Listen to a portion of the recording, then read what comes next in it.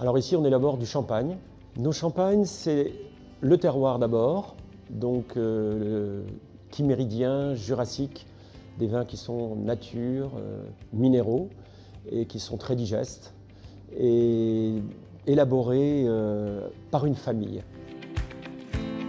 Alors on a observé effectivement que le changement climatique avait impacté la vigne d'abord, qui souffre plus de la chaleur, qui débourre plutôt au printemps et donc il y a plus de risques de gel.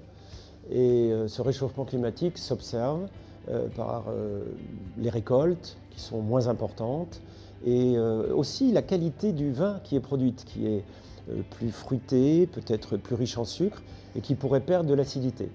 Donc cette évolution, nous avons dû faire avec et travailler les vins pour garder cette fraîcheur et cette élégance qui fait la caractéristique du champagne. Pour garder la qualité de nos vins, on a d'abord travaillé le sol, curieusement. Quand on est en bio, on a une acidité supérieure, une fraîcheur par rapport à une culture traditionnelle, conventionnelle.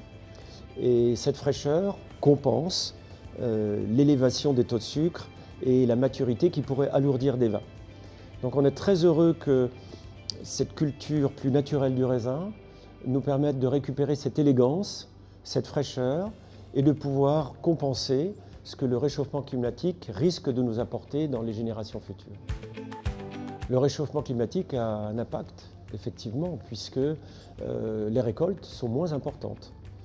On peut estimer qu'on a perdu 25 à 30% des quantités produites depuis 30 ans. Notre terroir de Champagne, ici, existe depuis 155 millions d'années.